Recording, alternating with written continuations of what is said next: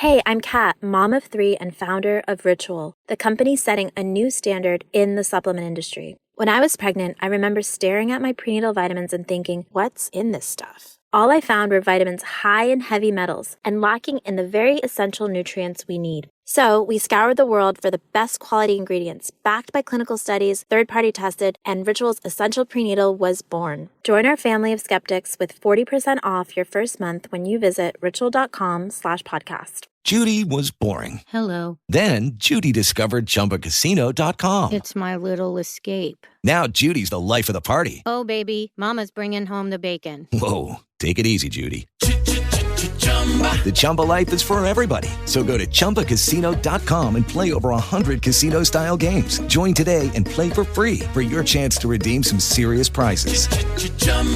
ChumbaCasino.com. No purchase necessary. Void where prohibited by law. 18 plus terms and conditions apply. See website for details.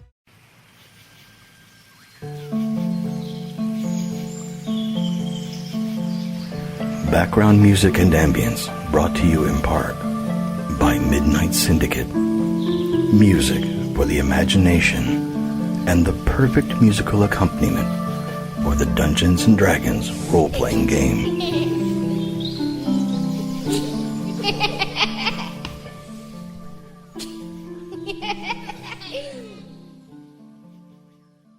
Lucky Land Casino, asking people, what's the weirdest place you've gotten lucky? Lucky? In line at the deli, I guess? Aha, in my dentist's office.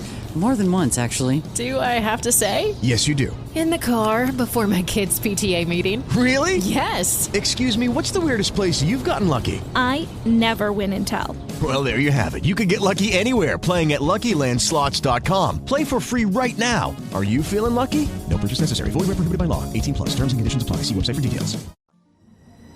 Due to some violent content, parental discretion is advised.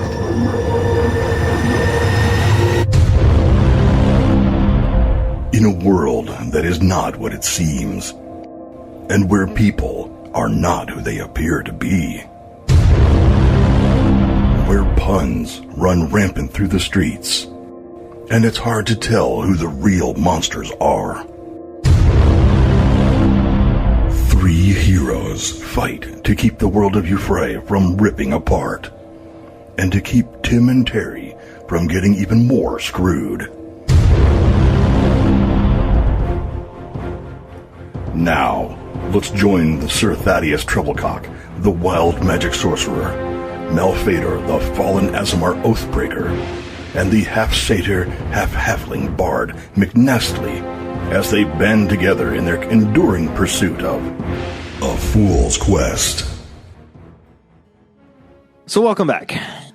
Last episode, we kicked off Season 3. You guys got your new mission from Chuck E. Cheese. Yay, to Chuck. go to leave Cheddar and go north to Satomar and find Manny Vadito, the gnome from Gag Me Division that's up there, and then make your way to the Collective and see somehow about getting the book, the complete works, the Unbridled Wrath and the Portal of Mount Obix, which is the same author, Jimyor Gonson Thorkillen, of the book that you guys have, The Horn of Abigail the Wanderer. Glad you can say that with a straight face.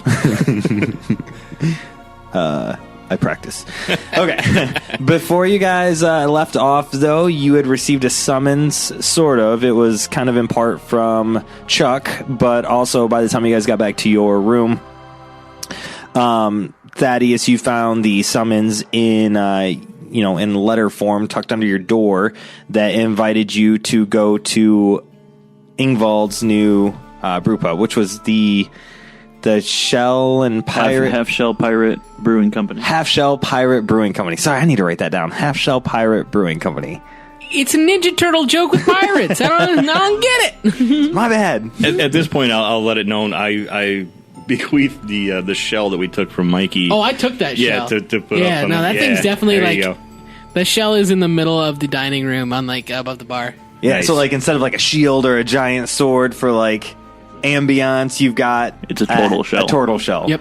I'll describe it when we get there. It's gonna be fun. Yeah, I've had it in my brain for a little bit. It's a nice looking building. All right. So no turtles are ever going to want to go in there. No, it has things written on a little sign. It's got a sign. It's got a sign. It's all good. It's fine. And in this corner, we've got a human hide. If my friends die, they die. Fuck, they come to the restaurant. Yeah, fuck it. We'll string them up and put them in the trophy room. Yeah, man. Taxidermy. Nice business. Okay, so we left off. It was... Here I've got a half-elf. It was after dinner that you guys went and met with Chuck, but your summons was to meet Tim and Terry at the Half Shell Pirate Brew Pub.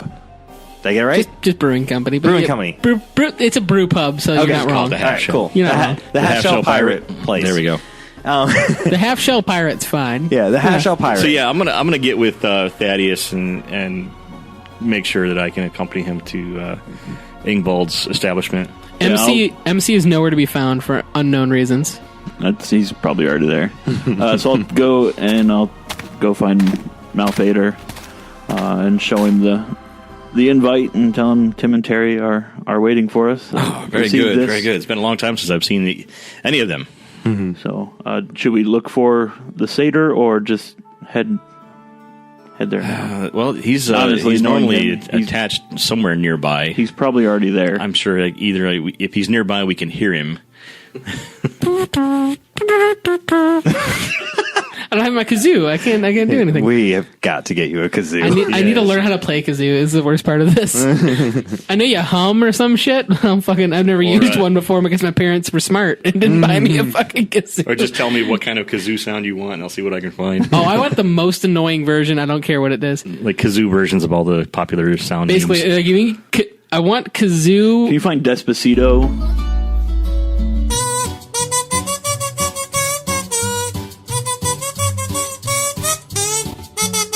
Yes, kazoo form. Kazoo Despacito and Kazoo Final Countdown are going to be my big go-tos. Kazoo, Aha, Take on Me.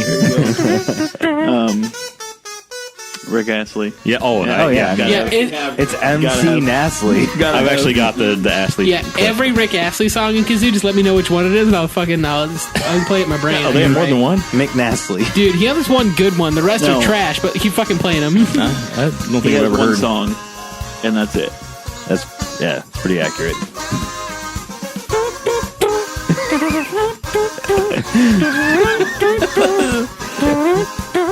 Okay. It played in my brain the whole time. It's terrible. So Mick Nastly's already, I assume, at the Half Shell Pirate. He's already there. The note from Tim and Terry simply said, "Hey, pop by, but you guys weren't in. Meet us down at the Half Shell Pirate Pub, and we'll see you then. We'll buy you around TNT." Ready? Let's do this. All right, so we head to the Half Shell Pirate Brewing Company. Okay, so you guys head down through town. It's only a few blocks away. You make your way there completely without any kind of negative things happening.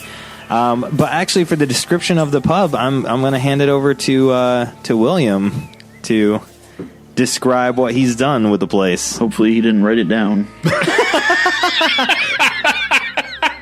This is all off the top of my fucking head. It's going to sound so much better than anything else. It's fair. My imagination much smarter than my eyes. Reading ability. Much smarter than my what's the word I'm looking for? Eyes. The things in your face. I don't do the read good. But speak, meh. So the Half Shell Brewing Company is an incredibly large facility. Probably takes up about a city block in total. Made up of 3 different buildings. One brews beer, one ships beer, and the other sells the beer. So there's a giant building full the front of it is very simply decorated with just hardwood and large windows full of these bright shimmering lights that are just filled with essentially fairy fire. Like just nice purple glow the entire time. But when you enter the building, it's just lined with this huge oak bar. The entire back wall. Mugs line the walls on each side. And the building itself has a roof that spans about 30 feet, filled with oak beams, almost like an industrial facility. like just this amazing wide open space filled with vibrancy and music, and these purple lights. Overall, it's just homely. It's fun, it's comfortable, but it has an air of decadence as well. Right in front of you, you can see Ingvald behind the bar, and a large turtle shell above him, which is obviously Mikey's, with a sign commemorating his loss and sacrifice, as well as a homage to his time with the guild. On the far wall is another homage to Urk with a large pirate ship. Sweet. And is it just Ingvald that works there? Ingvald's behind the bar. There are a large amount of wait staff bustling about, selling large pizzas. Needs work. Always needs work. As well as other meats and cheeses and different food items scattering about. No more crickets? No crickets. And large mugs of beer being strewn to all of the guests. So after all this time, you put together a pizza pub. Pizza pub. Yeah, almost like that's my real life. Weird. Not like I run restaurants for a living. Playing it kind of close to the chest, huh? Hint. Find me on Instagram. You'll know which one I am. So, you guys walk in. Unlike Mike's dive, you don't have any issues walking through the door, being able to pull, push. It's not a two-man job, so you're able to enter into the establishment. Well, we've gained a few levels. Now we're good with doors. Yes. Yeah. You see Tim and Terry sitting at the bar, just kind of shooting the shit around Ingvald. You don't really see Ingvald contributing, but he's just staring at them. He's actually drinking, listening to them shoot the shit, judging them. There's a surprise. Like Ingvald does. What, the drinking part or the judging part? A little bit of column A, a little bit of column B. So I just walk in. My old friends, how the hell are you? Tim and Terry turn around and they're like, "Hey, Mal, come on in, have a drink. We'll get you around." Ingvald raises his mug.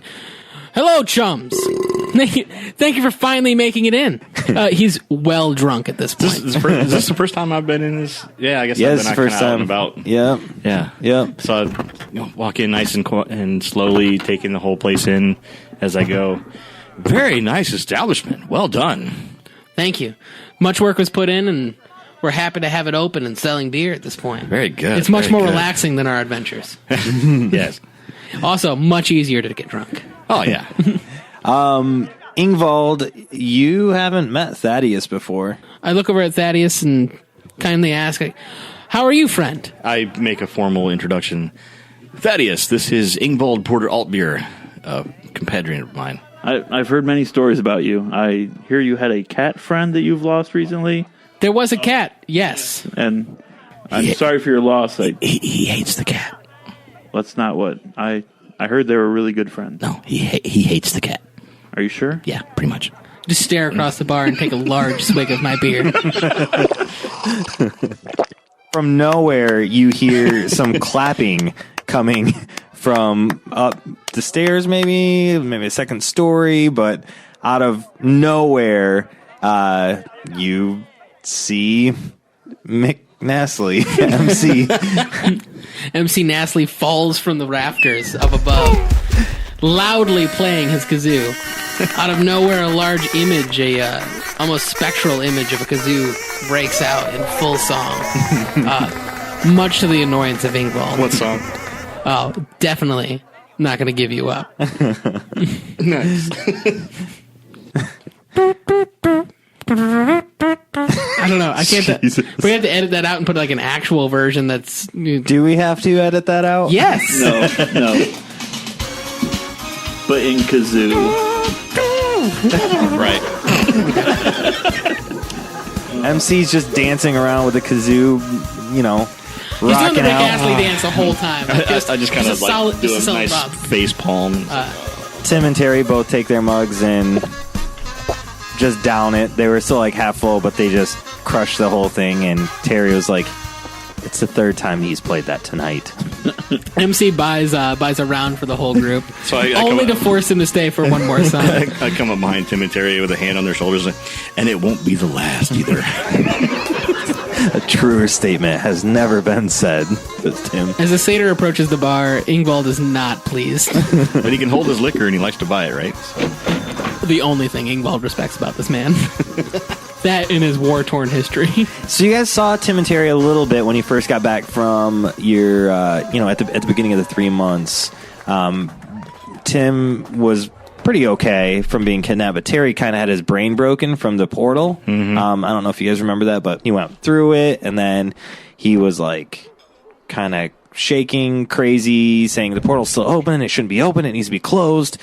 He was kind of having a fit. It took him about a week to bounce back from that fit, and then another week to be cleared for duty again. Okay. Before Chuck put him back out in the field. But Terry's been quieter since. Little PTSD? Then, yeah, a little bit that you would notice. Tim hasn't had anything, but Terry doesn't like to talk about So it. I kind of question him close and say, oh, good to see you're doing all right. And not a werewolf. That's good. Yeah, you too. Yeah. Not the werewolf. Still see Large Marge every now and then? I don't really try to go down to Mike's dive very often and see Marge. Well, I mean, with such a fine establishment here to hang out in, that's understandable. Yeah. Actually, we've been out in the field lately quite a bit. Am I to understand you suffer from lycanthropy? I mean, there was a concern for a bit. That'd be fascinating. Okay. So you don't actually, or I don't think that we suffer from lycanthropy. Ingvald produces a silver-coated mug and puts it down in front of him. You can always use it if you feel like. He pulls out like a wooden straw. We got back into town earlier today. This is Tim talking. And I heard you guys got picked up for duty. Yes, we duty. We have a mission that's going to take us to the Collective. Where's that? Near Stone Shard, I believe. North. Satomar? North of here, near Satomar. Yeah, north. It's fucking north. Who knows? It's fucking north of here, okay? Hey? So I tell Tim, yeah, we're heading north of Tibir. Up around Satomar. Okay, yeah. What's up there? We're going to visit the Collective. We have some business to attend to there. The fortress? Yes. Okay. The vaults particularly, but... Yeah. Very cool. Yeah, we're back in town. I think, fortunately, we've lost Temple's trail. I was going to ask you about Temple. Yeah, I think we found her right-hand man, and rumored lover. So I wanted to touch base with you guys, see if you had heard of him. You lost someone named Temple. Are they at Mass? Did the mic pick up the groan? The only contribution from Nastly after playing his song and before swigging his beer. No, there are rumors and songs that tell of a monster that lives deep in the dark woods, spending his night killing for sport and feasting on the flesh of his victims. The man is believed to have the ability to shrug off wounds that would leave a mortal man dead and resume his attack only minutes later. We, of course, speak of the infamous cannibal, Chai LaTough.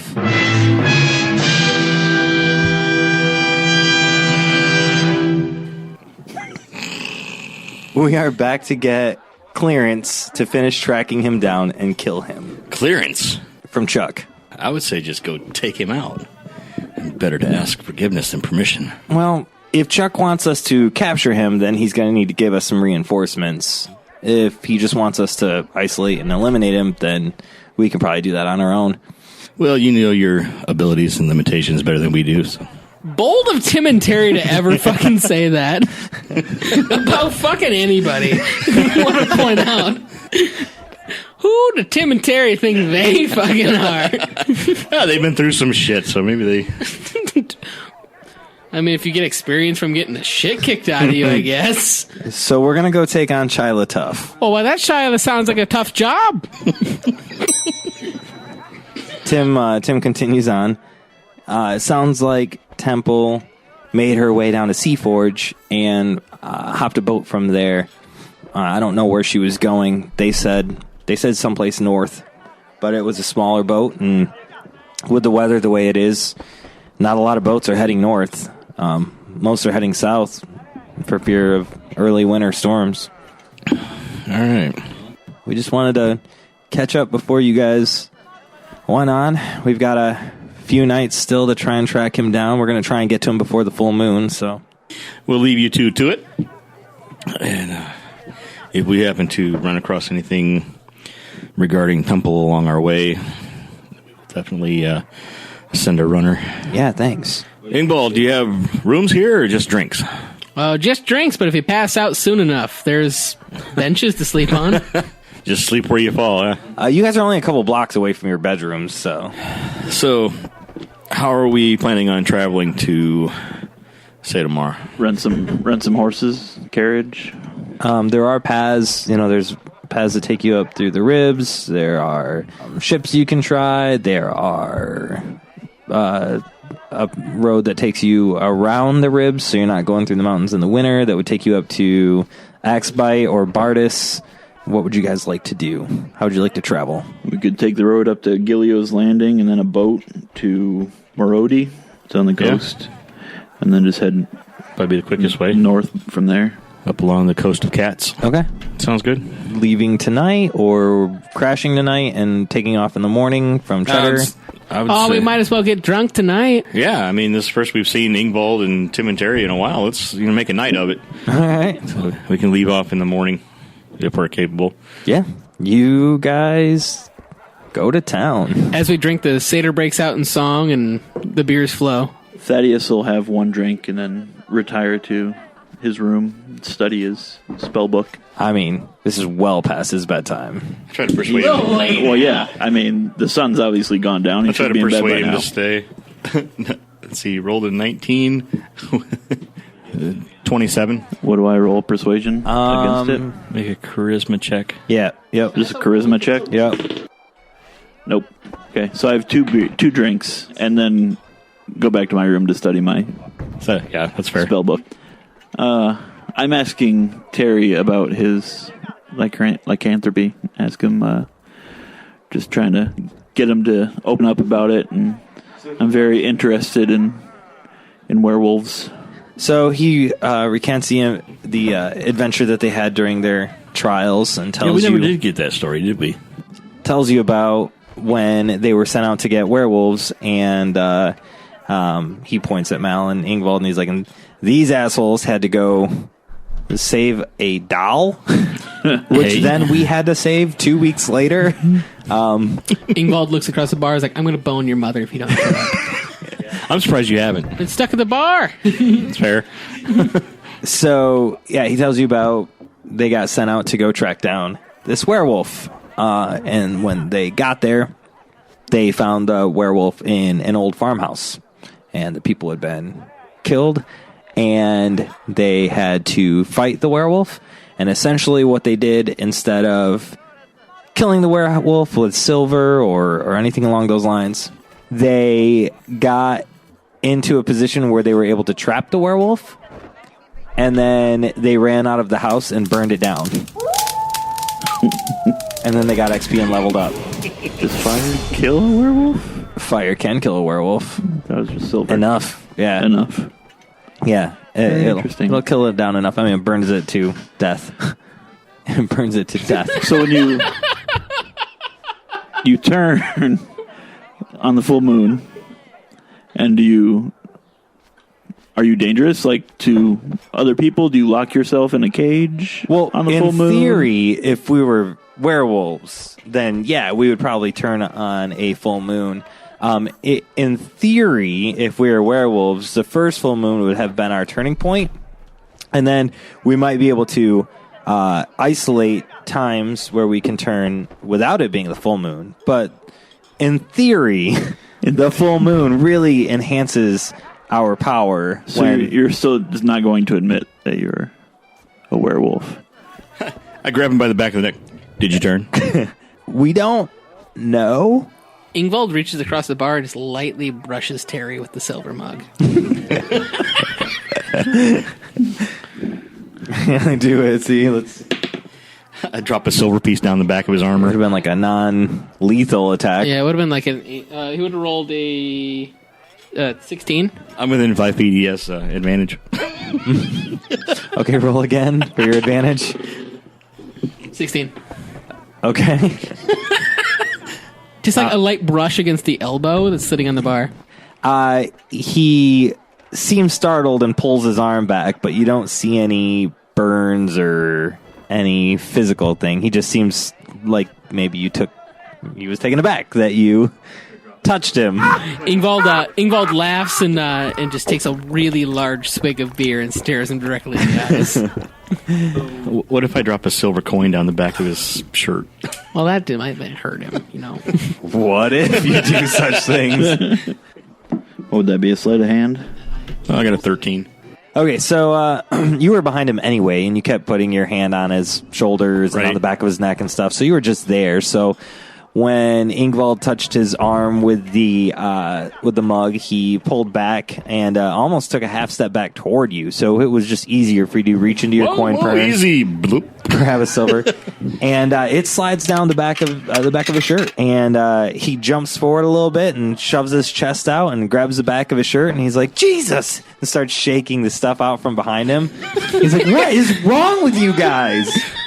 Like, no, we're not werewolves. We're fine. Just checking.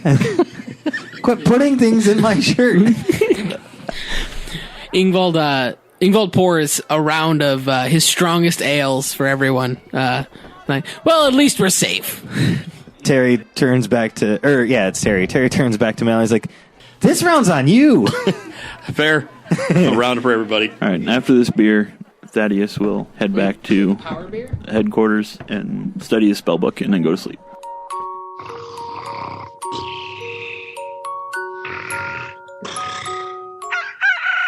All right, so you guys crashed after getting schmammered at the Half Shell Pirate Pub. Yes. And I'm just going to... It's a new name every time. Well, you guys fuck with my names all the time.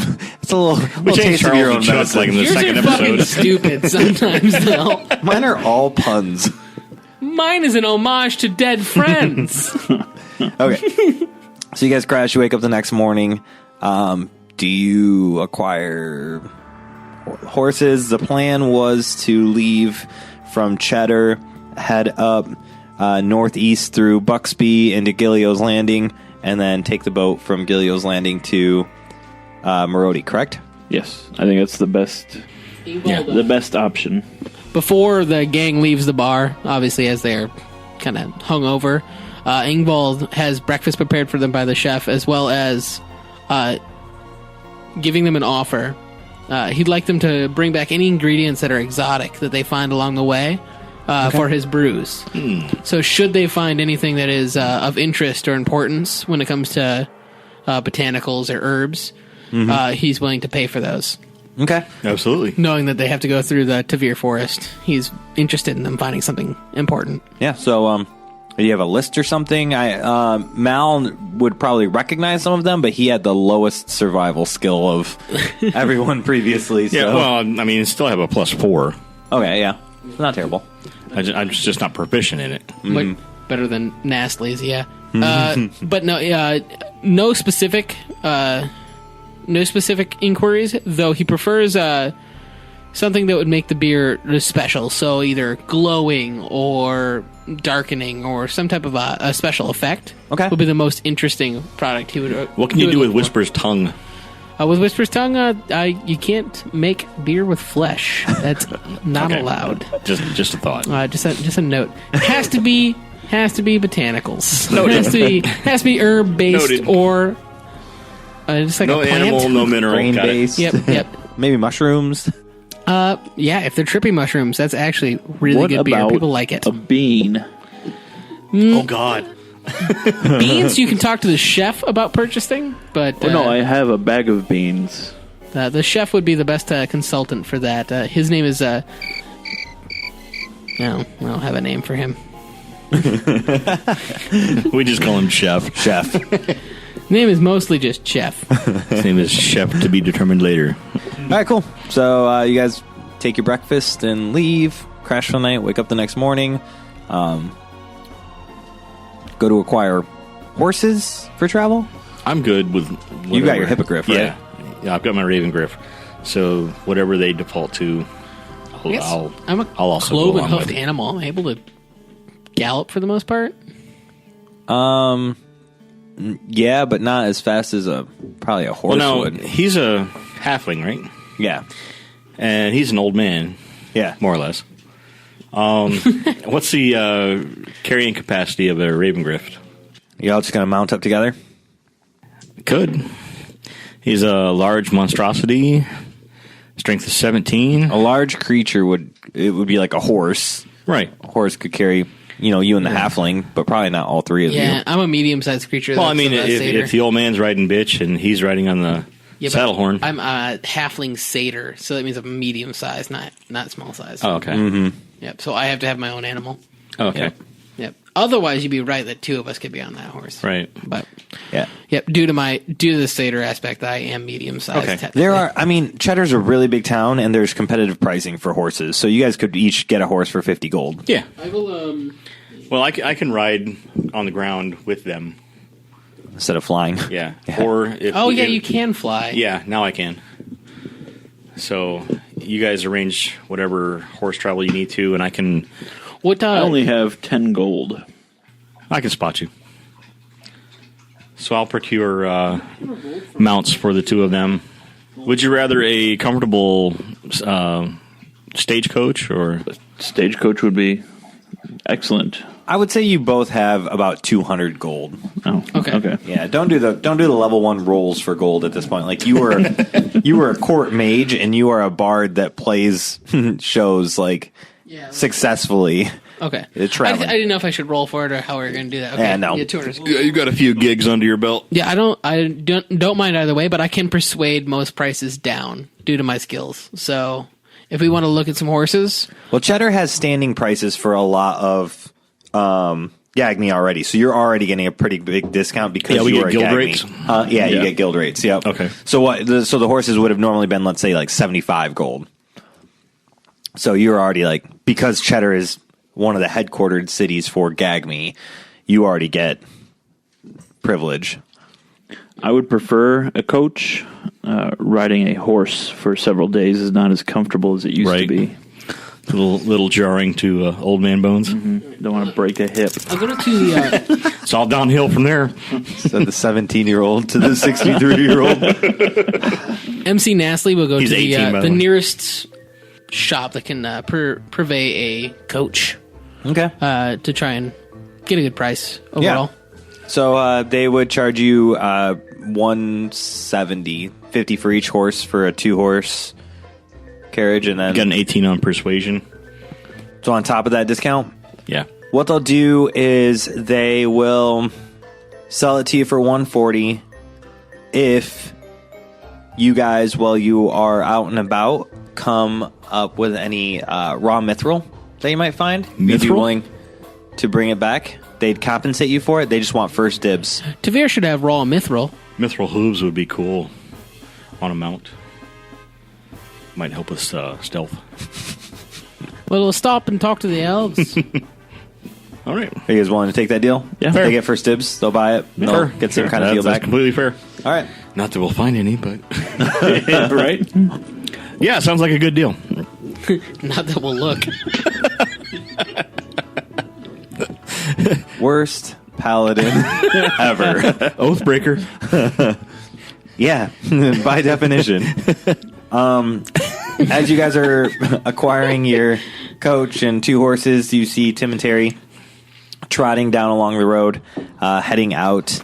It looks like with their orders. Tim and Terry, where are you heading? They rein their horses back in, and they're like, "Oh, hey, didn't see you guys there," says Tim. "We got the green light to take out Chai LaTough." So, what place do you go to? He's supposedly in a farmhouse shortly, just outside of Cheddar here. So we're gonna go stake that out and see if we can find him, and if we can find him, then we're gonna get him. We're gonna kill him. Would you like to travel together for now? Yeah, I mean, sure. Does he favor? I'm good. All right. We'll never turn down an opportunity to assist a guildmate. They pull their horses over and wait for you guys to finish up your transaction and get your horses all rigged up to the coach. It'd be good to actually fight alongside Tim and Terry. Get to know them a little better. Well, as it stands, Tim and Terry right now are just going to recon this shed, but it'd be good for you guys to know where they're at. So, all right. You guys get all wrapped up and start heading out of town? Yep, load up, head north. Okay. So you guys get outside of the Cheddar City limits, and you get outside the wall of the city and move more into the farmed lands. As you head north of the city, you get to the more like oats and wheats, the things that can grow in more rocky terrain even than some of the really nice soil. South of Cheddar is where the like really nice farmlands come, where you get some of the better crops. But north, you start getting up into the mountains, the Ribs,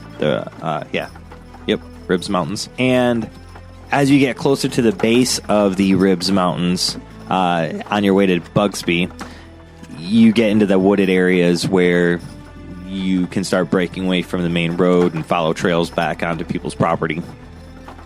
And Tim and Terry stop at a farm right off the main road, and they've been talking with you guys all day, and they invite you up to the house with them, and they're going to talk to the farmer that lives there. And you guys stay at the road or follow up with them? Well, I would think follow along with them, but stay outside until I'll stay back with the carriage and keep an eye on the road. Okay. I choose to give both Tim and Terry a point of my bardic inspiration. Okay.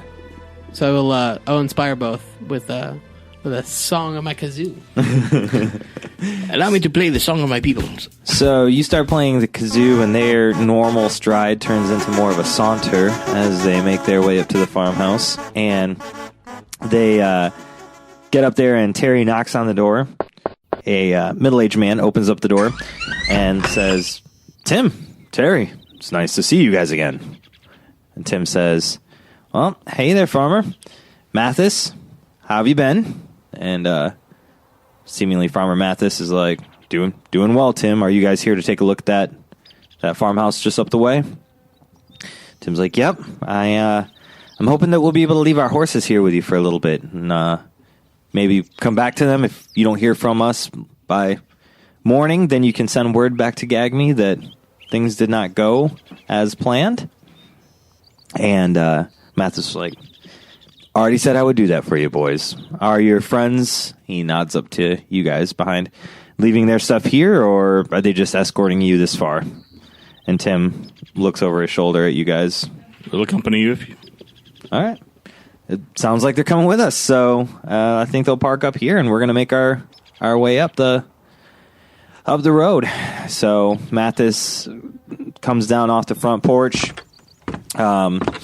kicks some stuff out of his way, and heads over to a gate. And he opens up a big gate into his property and says, "You guys can put your horses in here. There's feed for them, and I'll make sure my boy brushes them real good, keeps them ready for you for the morning. As far as the cart goes, I wouldn't recommend leaving it attached to your horses the entire time. It's kind of a hike up that road, but if you want, I can attach it tonight, and then again in the morning, take it off and then reattach them in the morning to, anticipate you guys coming back. And then if you're not back in the morning, obviously, I'll send my boy up to Gagme to give feedback on what happened." There'll be no problems with us here. Very good. So you guys take your stuff and put it in the gate? Yeah. I mean, my steed can just dissipate into nothing, and I can take him with me. All my weapons are... Everything I own is on my body. Put him in my pocket. Okay. So you guys follow Tim and Terry. You stow away your animals. And then Tim points up the road and says, that path leads about 3 miles up the road and into the more wooded areas. Not a lot of farming up there. There is a pretty big sized pond at the base of the mountain, though. And we're going to head up that way and stop by the farmhouse. I think that's where our boy is hiding out. So if you'd like, you guys can continue on, or you can head up with us, but we're planning on scouting it out, see if we can catch an eye on him. And then tonight, when he is inside, we could isolate him and kill him. Since Ravengriff can communicate with me, even at distance, telepathically, I will send him ahead to recon the area, airborne. Okay. Does Ravengriff typically make much noise? It's a flying horse up in the air. I mean, I can quiet that all with some silence. How long does that last? Amazing question. I'll be perfectly fucking honest. 10 minutes. Usually he's pretty good, but if you want he to, can fly. Yeah, he can fly well above whatever up in the air, so nobody will be able to hear him. And they wouldn't think much about ground. a flying creature. I would think. Never know. No, he is pretty good. He's pretty quiet. I figure we all go as a group, and he can recon ahead and let me know if he spots anything out of the ordinary or important that he thinks we need to know about. Okay. Let me. I need to add a couple things for Chai LaTough real quick. Ability to attack airborne creatures? No. I just didn't. Asshole. Well, in all fairness, Nick did not expect me to try and parlay us into fighting this guy. Normally you guys leave Tim and Terry to their own devices. I do actually have stats drawn up for Chai LaTough. I'm just moving them from the NPC section to the potential combat section. When I heard Tim and Terry doing something, like, I'm going to parlay us into fighting with Tim and Terry just because I want to. I just want to do something with Tim and Terry. I want to see what they do in combat. I want to see how they go. Yeah, that's my bad. I don't know if you guys want to do that, but I'm in. Good. I wanted to fight with Tim and Terry at least once. I'm in. So I was like, I have an opportunity. I'm going to try and I'm going to make Nick make us fight. There you go. And if they turn into werewolves, I'm going to kill them. He's got a bonus reaction called the Chai Surprise. Oh, God. Damn it all. Okay. That pun should have made it onto recording. I'm pissed this is off. The Chai Surprise. No, I didn't pause it. This is still recording. Well, then you should keep that joke. Well, I hope you're happy. So we move along. You guys move up the hill. Yes. And you get to the farmhouse. Like, they take you right to it. It seems like they've been here before. So they know their way right to it. As you guys get there, I mean, you rode for a good chunk of the day after you did your shopping in the morning. And they stop maybe, and they're like, about a quarter mile up the road is where the house is. Let's get some food in us first before we go any farther, Terry says. So they hand out some food to you guys, and they're eating theirs. Good. Just some normal, basic rations, nothing crazy. And then Terry looks up at the sky, and the sun's starting to get dark and cloudier, especially at the base of the mountain. Like, the mountain's starting to block stuff out, and mountains are to the west of you, so the sun has already gone over them, and it's getting dark really quick. And Terry puts down a water flask after, clearing out his mouth after eating, and he says, all right, we're going to go up. We're going to take a look at this. If we see this guy, we're going to kill him. No ifs, ands, or buts. We're just taking him out. Your lead. Also, we're werewolves. Well, duh! So we're going to do that. I knew it! It'll be fascinating to watch. All right. Please, though, this stays with us. Werewolves are considered evil by... Well, you'll have no complaint from me. Yeah. So Chuck knows that we are. Kistra knows that we are. But that's it. And now you guys know. Are we good? It's good. All right. So you guys approach. They stop you in some really tall brush. There are some trees kind of spread around, but not like super dense, thick forests. Kind of scattered, but it's very overgrown up here. There is a rundown path that is kind of overgrown as well that leads up to the house. And that's where you see the cabin, and there is smoke coming from the chimney. So there's someone inside, and Tim stops everybody and says, I think we should sit here and wait and see if we see him come out. That's just fine. Yep. Okay. So you're there for about an hour and a half. Sun fully sets, and Tim and Terry kind of strip off some of their armor. and their shoes.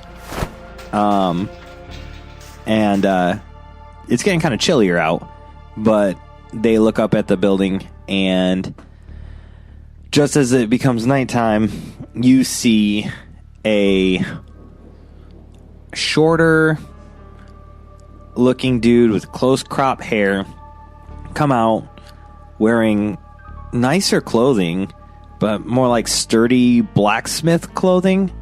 But the blacksmith clothing that looks like it hasn't been used by a blacksmith. So it's thicker, the outfit's thicker, and he's got an axe in one hand, and you do see a knife in his belt.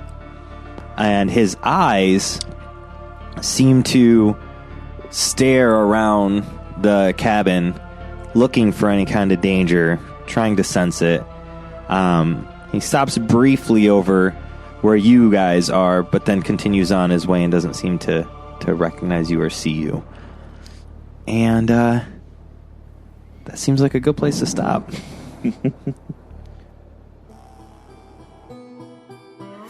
This concludes this episode of A Fool's Quest. Join us next time for more fun and daring adventure. Thank you for listening, and don't forget to like, subscribe, review, and comment on your favorite platform to listen to A Fool's Quest.